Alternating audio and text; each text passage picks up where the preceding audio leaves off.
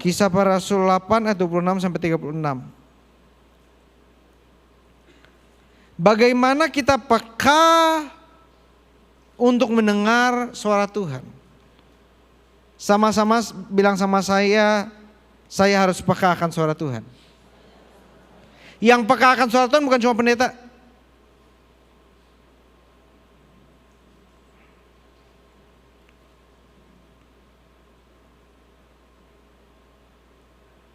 Percaya atau enggak saudara?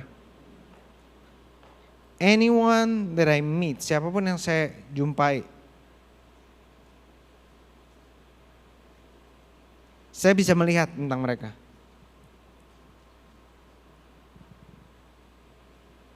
Saya bisa melihat tentang mereka. Tetapi enggak semua saya sampaikan.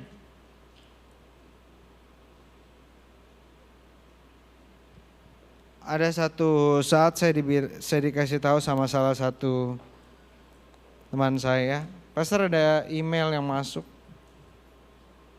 Karena emailnya saya nggak sortir sendiri karena begitu banyak yang masuk.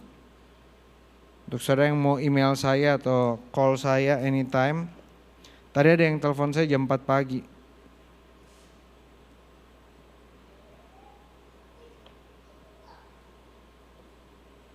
Saya angkat, saya doain. Terus saya suruh datang ke ibadah sini sekarang.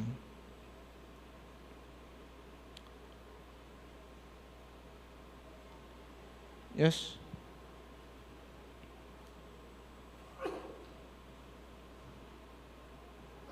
Setiap dari kita harus peka untuk mendengar suara Tuhan. Suatu saat saya live di Instagram, saudara. Karena Tuhan gerakan, saya live, saya bilang saya mau doa nubuatan.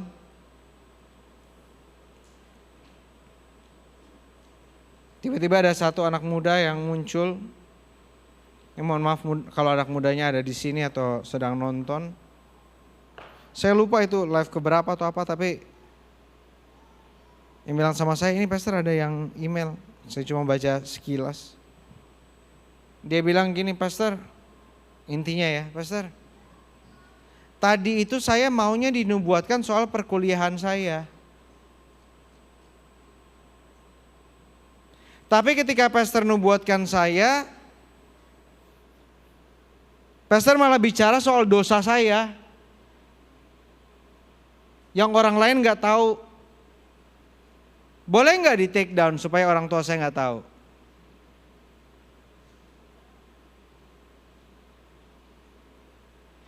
Saya nggak balas karena lebih banyak yang lebih penting yang saya harus balas, dan saya juga nggak tahu yang mana yang saya harus take down. Tetapi saya mau bilang sama saudara, seringkali firman Tuhan buat kita tersinggung. Firman Tuhan seringkali buat kita nggak nyaman. Kenapa? Karena dengan keseharian kita udah biasa, tapi firman memaksa kita untuk berubah dan orang benci perubahan. Siapa saudara yang setiap hari makan nasi? Angkat tangan.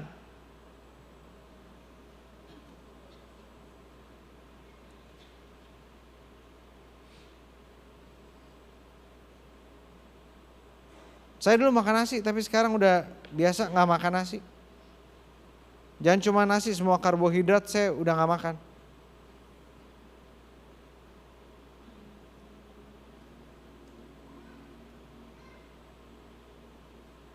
Kecuali papeda.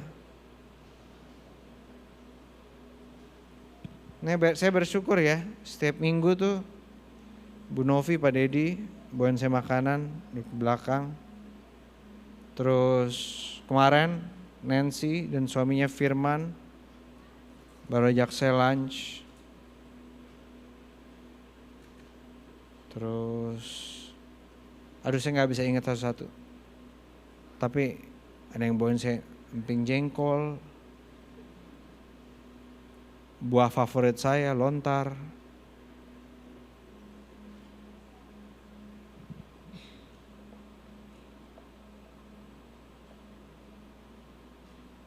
Saudara makan nasi, gak akan biasa saudara. Kalau misalnya tiba-tiba nasi saudara diganti. Kalau saudara orang Jawa ya, nasi saudara diganti sama papeda. Saudara makan gudeg pakai papeda. Pernah cobain? Mau cobain? Saya juga gak mau.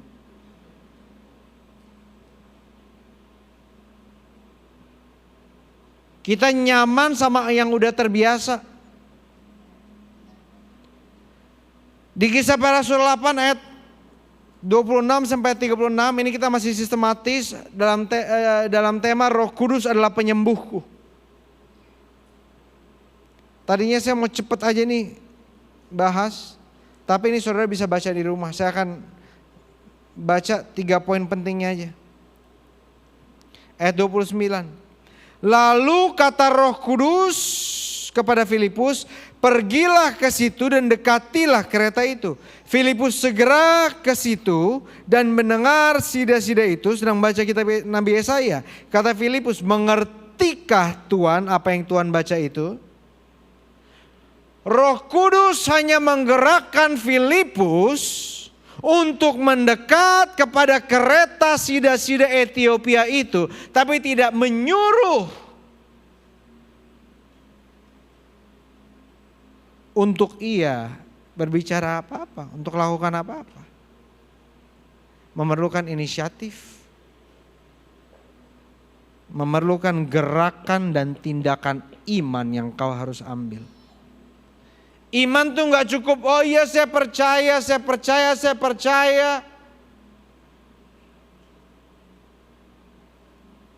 Kemarin ada seseorang datang pada saya karena kemarin mujizat bagi semua. Siapa yang hadir kemarin?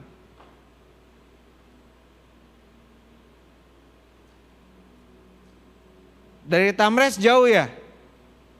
Hah? Jauh? Suruh jawab dong kalau ditanya. Dari Tamres jauh ya? Ya kalau jauh gak apa bilang aja jauh. Dari Tamres jauh ya? Ini buat saudara yang bilang jauh ya. Ibu kemarin datang dari mujizat bagi semua, ibu datang dari mana? Dari Surabaya.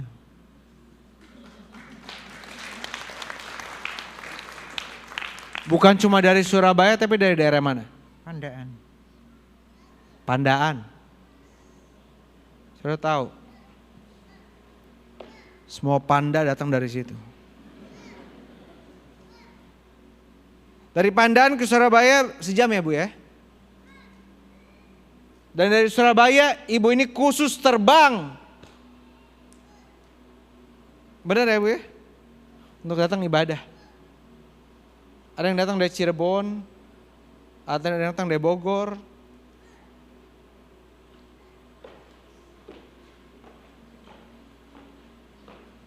Saya mau kasih lihat saudara satu video klip sebelum saya lupa ya.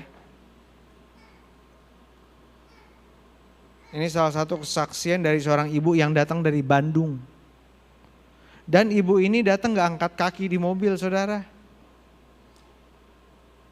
Nanti saudara lihat kondisinya ya. Dia itu udah 3 tahun tidak bisa berdiri, bergerak, kiri kanan ini gak bisa.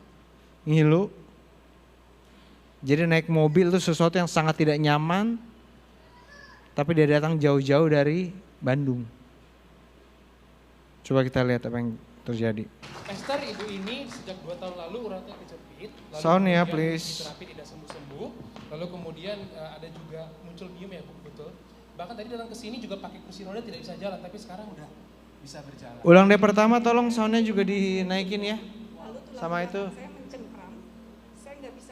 Biar klipnya biar apa? Esther ibu ini sejak 2 tahun lalu uratnya kejepit, lalu kemudian diterapi tidak sembuh-sembuh, lalu kemudian ada juga muncul bium ya Bu, betul. Bahkan tadi datang ke sini juga pakai kursi roda tidak bisa jalan, tapi sekarang udah bisa berjalan. Saya keseimbangan saya goyang, lalu tulang belakang saya mencengkram, saya nggak bisa kuat dan saya kayak mau jatuh biasanya. Tapi saya ajaib tadi dari situ, ini saya bisa berjalan dan sekarang saya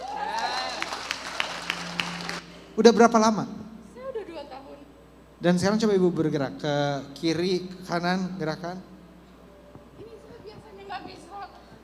Saya biasanya nggak bisa, Pastor. Oh my God. Saya biasanya nggak bisa. Oh my God. Oh Tuhan Yesus. Biasanya nggak bisa. Masih ada nyeri nggak? No. Hah? Enggak. Enggak. Sini, nyerinya udah nggak ada sama sekali. Oh my God. Oh my God.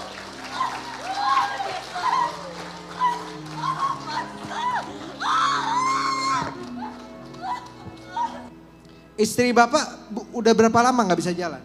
2-3 tahun nggak bisa berdiri lama. Nggak bisa. Kayak tadi nggak bisa. Kayak tadi nggak bisa. Nggak pernah lihat. Saya pernah lihat dia. Sini nih. Sekali-sekali saya istirahat. Nah, Ibu dorong saya.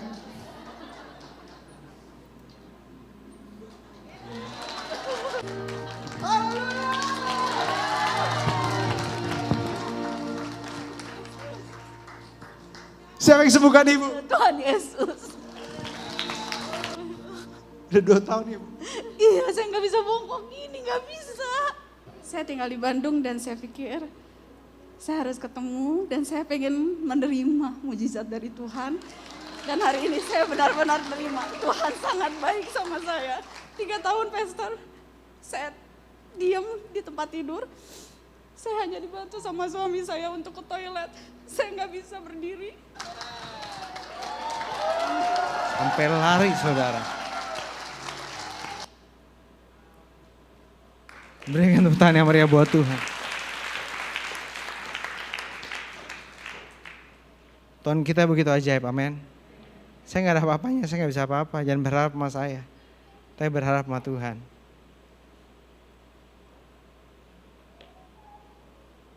Kalau saudara dengar suara Tuhan, come on Yos. Ada inisiatif, gerakan, tindakan yang harus diambil. Filipus dengar dari Roh Kudus, tetap dia apa? Ngomong kok, dia tetap bilang.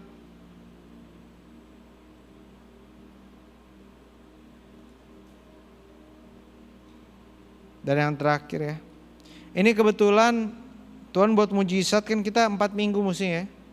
Minggu pertama, saudara jawab saya dalam roh ya, saya rasakan. Minggu pertama minggu kesembuhan, minggu kedua minggu terobosan, minggu ketiga minggu nubuatan, minggu keempat minggu pengurapan. Tetapi Tuhan buat mujizat, ya ada contekannya, saya pikir sudah hafal. Tapi Tuhan buat mujizat. Bulan Juli ini, minggu depan, hari ini kan kita praktek ya, nubuatan ya. Minggu depan kita belajar. Saya udah ada catatan sebenarnya banyak banget, tapi kalau misalnya saya khotbah nanti papa saya nggak khotbah.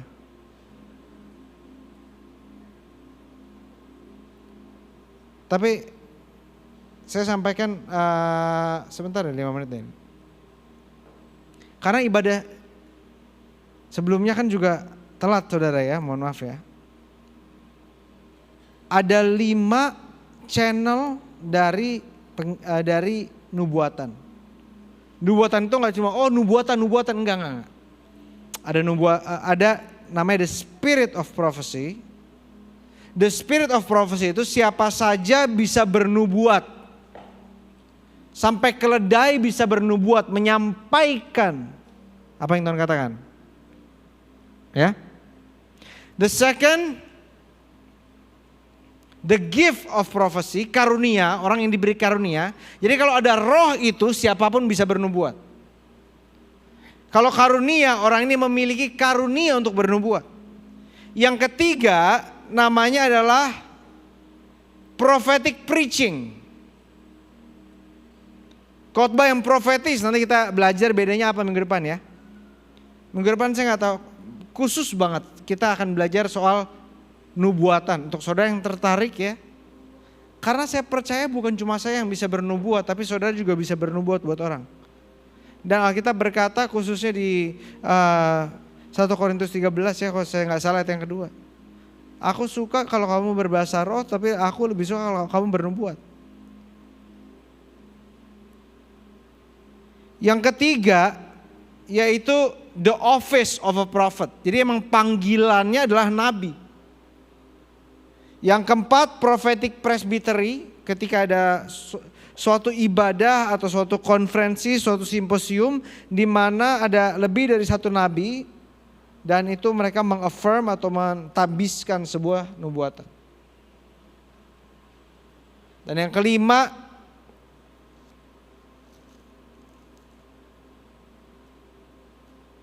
office, gift, spirit, prophet, office of prophet, prophetic preaching. Ada 5 benar. Nah, ini 3 yang saya mau bilang. Ada 3 bedanya. Antara nubuatan, kata-kata hikmat, sama kata-kata pengetahuan. Kalau saudara lihat di 1 Korintus 12 ya, ini terakhir saya end dengan ini nih. Sebab kepada yang seorang Roh memberikan karunia untuk berkata-kata dengan hikmat. Itu bukan berarti pinter apa enggak. Ini ngomong soal hikmat revealing the future. Jadi kalau misalnya saya bilang kepada seseorang, Tuhan arahkan kamu untuk milih job yang ini bukan yang itu kata-kata hikmat. Supranatural. Karena ini semua karunia 9 ini supranatural. Yang kedua, kata-kata pengetahuan, itu adalah pengetahuan tentang yang terjadi sekarang atau yang sebelumnya. Saya cek dulu orangnya ada nggak di sini yang kemarin saya nubuatin.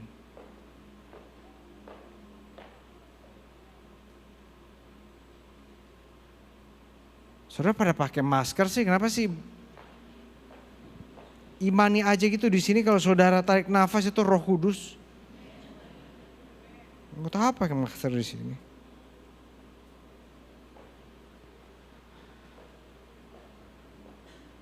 Saya bisa tahu sampai begitu detail tentang kehidupannya. Nah, itu adalah kata-kata nubuatan, kata-kata pengetahuan. Pengetahuan tentang yang sekarang dan yang pernah terjadi. Yang ketiga namanya adalah profesi, nubuatan. Nah, ini payungnya nih. Jadi kalau misal nubuatan kita bisa lihat di Alkitab, itu someone speaking something to be. Dan itu jarang sekali, saya paling jarang bernubuat. Walaupun kata nubuat itu sering dipakai, tapi saya paling jarang bernubuat. Bernubuat itu seperti Elia ketika 3 tahun lamanya nggak turun hujan ya. Itu dia bukan cari dengar suatu Tuhan gimana nih? Enggak, dia perintahkan. Tidak turun hujan. Tidak turun hujan. Seperti Paulus ketika Elimas mengganggu pelayanannya, dia nggak dengar dari Tuhan. Tuhan bilang bahwa butakan Elimas, tapi dia perintahkan apa yang dia perkatakan terjadi. Nah itu nubuatan. Seperti ketika waktu Yosua bilang matahari berhentilah dan matahari berhenti. Kita punya otoritas yang sama loh saudara. Amin. Tapi tugas kita bukan minta-minta sama Tuhan. Makanya saya mau bilang sama saudara ya terakhir ya penutup. Sebelum kita pulang kita berdoa nyakurapan. Saya gak pernah takut mati. Tujuan utama saya hidup cuma satu, bertemu dengan Kristus. Saya gak pernah takut mati, saya gak pernah takut sakit. Ini jarang-jarang saudara lihat kan ada meja di sini kan. Ini tisu kenapa ada di sini? Dia tadi saya meler.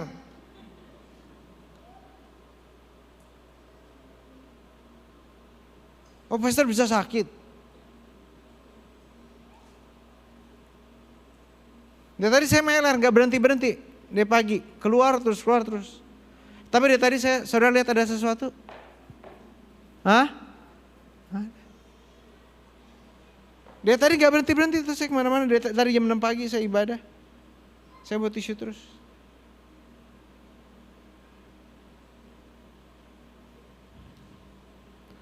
Saya gak takut sakit. Saya gak takut mati. Mati saya ketemu Tuhan Yesus kok. Saya punya kepastian itu.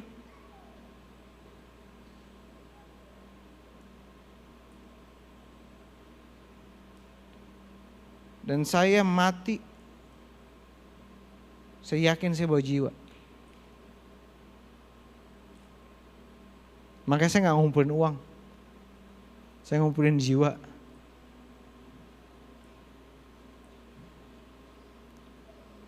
Orang kalau misalnya ngomongin saya pasti satu ayat favorit mereka. Bukan setiap orang yang berseru-seru pada Tuhan yang akan datang dalam kerajaan Allah. Akan ada orang yang berkata, aku sudah bernubuat bagi namamu, mengusir setan bagi namamu, mengadakan mujizat bagi namamu. Tapi Yesus bilang, enyahlah, aku tidak mengenal engkau. Kalau semua yang mengusir setan, kalau semua yang buat mujizat, kalau semua yang lakukan mujizat itu diusir sama Yesus, murid-murid Yesus gak masuk surga. Jangankan murid-murid Yesus, Yesus pun gak masuk surga. Itu logical fallacy. Itu red herring argument. Gak pakai otak tuh yang ngomong tuh. Gak baca Alkitab. Ini ngomong soal pengenalan akan Tuhan. Saya lebih rela saya masuk neraka tapi bawa jiwa ke kerajaan Allah. Daripada saya masuk surga tapi saya gak bawa apa-apa.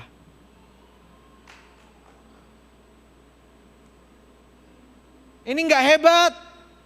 Gak luar biasa.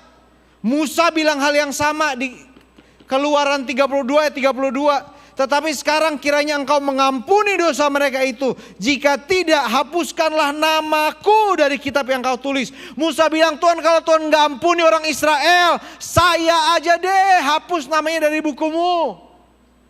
Bukan cuma Musa, tapi Paulus juga berkata di Roma 9 ayat 3. Bahkan aku mau terkutuk dan terpisah dari Kristus demi saudara-saudaraku.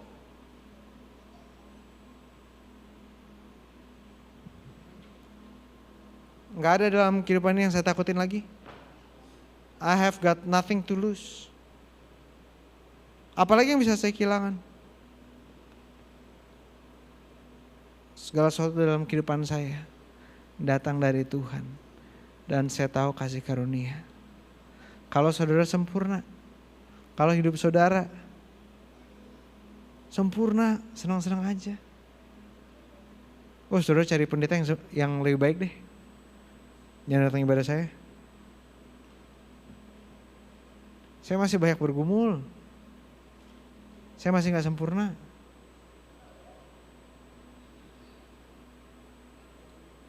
Tapi kalau saudara cari yang apa adanya dengan saudara, yang terbuka, yang siap berdoa bersama dengan saudara, bergumul bersama dengan saudara. Kadang-kadang telepon ini saya angkat jam 2 pagi loh. Nggak bisa tidur. Saya angkat jam 2 pagi, jam 3 pagi. Saudara bisa telepon. Dan puji Tuhan dari Nokia jadul Tuhan udah upgrade. Tapi tetap jangan di WhatsApp ya. Saya paling malas banget WhatsApp. SMS boleh tapi ini saudara kalau SMS juga modal ya. Ini SMS-nya tulisannya gini nih. Balas yes untuk menerima SMS dari nomor ini dengan biaya. Masa saudara yang SMS yang bayar? Tapi mendingan telepon. Dan yang terakhir saya mau bilang sama saudara. Saudara dan saya sama-sama kita surat terbuka Kristus. Surat terbuka Kristus. Makin dihancurkan, makin semerbak. Hidup saudara, makin saudara melalui pergumulan, makin saudara melalui kesusahan, kesukaran, makin semerbak saudara lihat akan diberkati.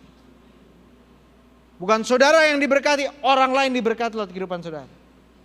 Dan orang yang menjadi berkat dalam saudara berkat Tuhan, orang yang siap memuliakan Tuhan, pasti hidupnya dijaga Tuhan.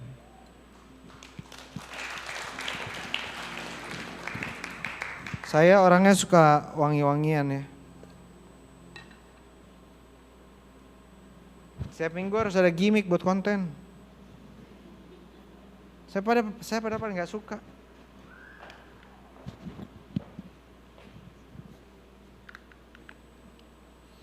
Ini saudara ya, lilin biasa.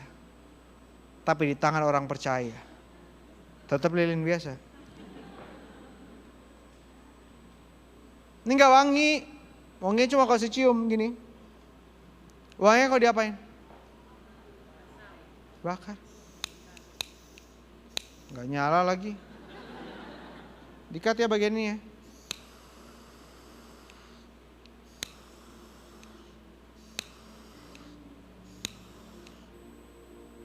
Kok dibakar, baru mulai wangi.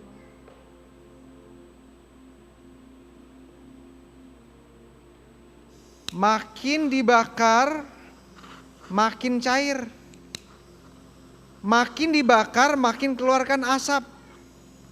Makin dibakar, makin panas, makin gak nyaman.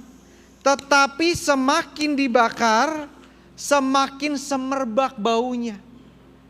Seperti surat terbuka Kristus.